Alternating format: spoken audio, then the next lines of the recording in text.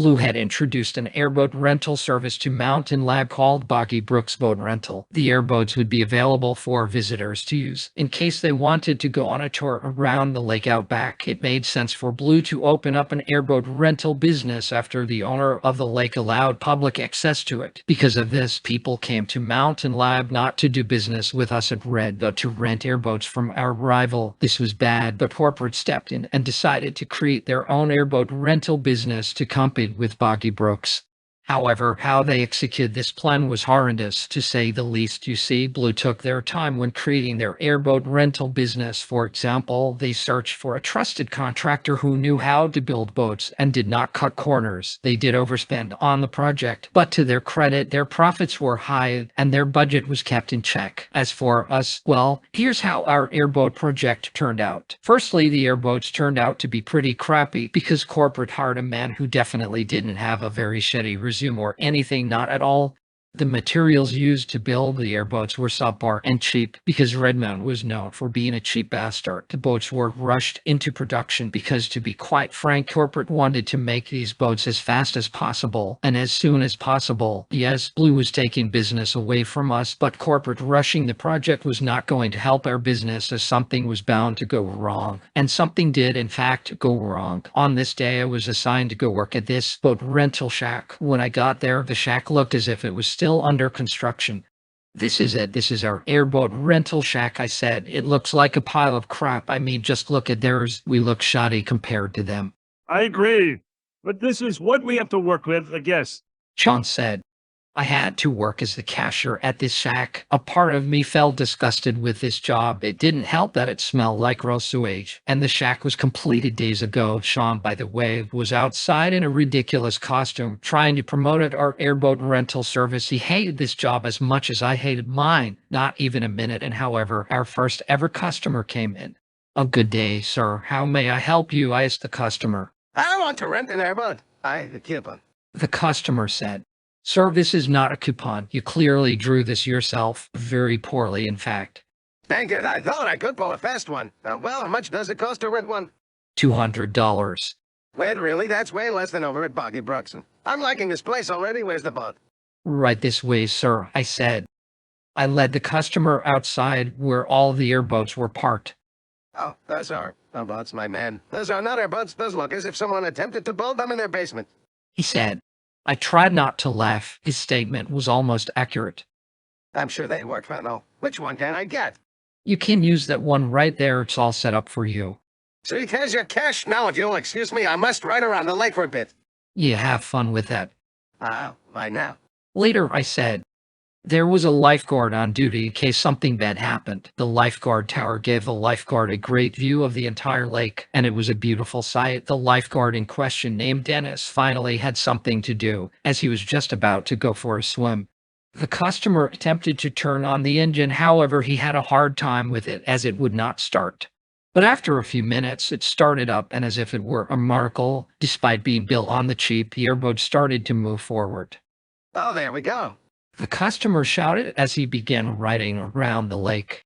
He was having a ton of fun out there, and to be honest, I'm amazed his airboat lasted without suffering some sort of mechanical failure as long as it did, until a single bolt came loose, which then caused a chain reaction within the boat, allowing it to just fall apart completely. It didn't help that the man was in the middle of the lake, and there was no way this man could swim to shore. However, we were very lucky that the man could actually swim at all. He managed to swim all the way to shore, but the airboat was not so lucky. When they tried pulling it out, they realized it was in several pieces, so they just left the debris at the bottom of the lake as there was no point in rebuilding it. Why am I not surprised that it sunk? Sean said. Oh, look, there's the Blues laughing at us. Our rivals on the opposite side of the lake were indeed laughing at us. Their airboats were so much better compared to ours. Ours were so badly built that they just fall apart even when they don't do anything. The man was naturally disappointed and a bit angry. All right, I would like to speak to whoever built these damn things. He shouted. These were corporate made boats. Yeah, I can tell they look cheap as hell. You guys have good customer service, but please tell your contractor, or whoever, not to use cheap materials. He'll thank me later. At least his criticism was constructive, not that corporate was going to listen to his complaints, or ours for that matter. A few hours had gone by, and by that point I was called back into the office. Honestly, I was glad I got away from that shack. I could barely breathe in there, but right as I left, I heard a loud crashing noise from the lake. "What was that?" I said, then ran outside and gasped in shock. Two airboats, one from our company and the other belonging to our rival, crashed head-on into each other. The one that belonged to us practically detonated when it made impact with the other airboat, while the other one caught on fire and eventually sank to the bottom of the lake. Both occupants of those airboats did not survive.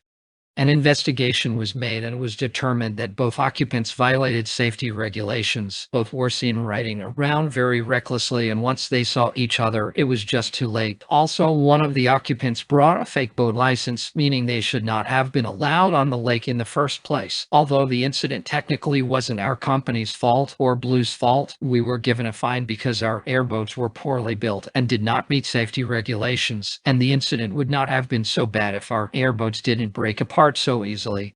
Also, the contractor corporate hired to build our airboats was arrested as it was found he was nowhere near qualified to build boats, and his resume was found to be completely fraudulent. Oh, and he was also charged with negligent homicide. Corporate then hired someone else, but this time they made sure the person hired was qualified before they gave the job to them. Thanks to this new person's expertise, the airboats they built were much more sturdier, meaning we got to keep our airboat rental business going. Our shack was given some massive upgrades as well, and it no longer looked depressing. We even added a gift shop to it. Because of these changes, our airboat rental company looked like an actual competitor to Boggy Brooks for once. We made lots of money from this side business alone in the following weeks, and we even had a very competitive edge over them. This project was definitely worth it.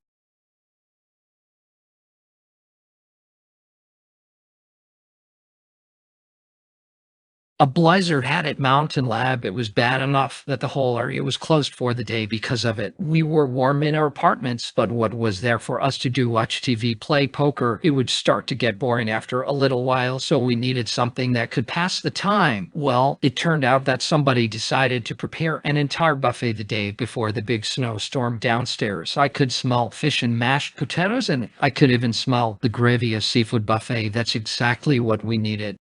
Come to, I smell fish. Tommy asked. I think there's fish downstairs and nobody said anything about it. Stephanie replied. You think they have fish and chips downstairs? Edward asked. Maybe, I don't know. Let's check it out. We all went downstairs eager to eat some good food. There really was a seafood buffet, and there was a lot of it, and all of it was free. What caught my attention the most were these crawdads. I had never seen them before. What are these, I wondered? Those are crawdads, mainland, Said the fisherman behind me. trust me, they taste as good as they look. Oh, I'll take your word for it, I said. I grabbed a crawdad and devoured it. It was the tastiest food I had ever had, and I couldn't wait to eat some more. I even added some mashed potatoes to my plate and helped myself to some corn. Can we watch some football? John asked. No, everyone shouted. Yeah, back then, we didn't really care much for football. Not that we were going to miss out on anything that was worth watching anyway. We were better off socializing and eating instead. We sat and ate for hours. There was a lot of talking and occasional laughter. Then the blizzard was starting to die down a bit. It was actually safe to play outside in the snow now, which was what we did next. I could see both Tommy and Amelia trying to build a snowman, while Joseph, Sharon, and Sheldon were having a snowball fight. I, on the other hand, went to the lake, which was frozen now. Some of the fishermen were already there, trying to catch more fish. Oh, excuse me, sirs, may I join you? I asked. The wee lad who real likes crawdads. The same fisherman from before said. There be more of them down there. See if you can catch a crawdad. He handed me a fishing rod. You know how to use a fishing rod! Another fisherman asked. Oh, it's been a while since I last went fishing, but I think you have to. Do you like this? I said. Hey, you played it right. Just be patient and you'll catch something. After a little while, I caught something. Oh, I think I got one, I shouted. What reeled it in? What reeled in? I did as he said, and soon I had a full-sized fish in my hands. This isn't a crawdad, I exclaimed. That be a delay, lad. We can make some fish soup with it. No offense, but that sounds disgusting. Exactly. That's right. Yeah, I guarantee you this time you'll catch a crawdad. Second time was surely a charm, right? Well, I got another one, I said, reeling in my catch. I thought for sure I caught a crawdad this time, but no, I instead caught another fish. What's this? I asked. That's a Dover sole. We can make your soup and go with it. Sopino. Hey, it's a fish soup, lad. You'll like it. I don't think I'd want to try that. You really are a simple lad at any rate, try again. Third time was definitely the charm. Yeah, I actually got a crawdad this time. I said, Congratulations, that's a mighty fine looking crawdad. You're there. yeah, it is. Let's care that it with some sliced potatoes and make a ready good meal, lad. Now that I can't agree with, I exclaimed. We then went inside to cook our catches. The fisherman made soap and stew with the tilapia and Dover sole I caught, while I boiled my crawdad and sliced some potatoes. We all ate like kings, and it was the best fish supper I had ever had. It was now starting to get dark, and we had been having such a good day that I was sad to see it end, but the new year was only 2 days away, and I knew the new year would be better than the last.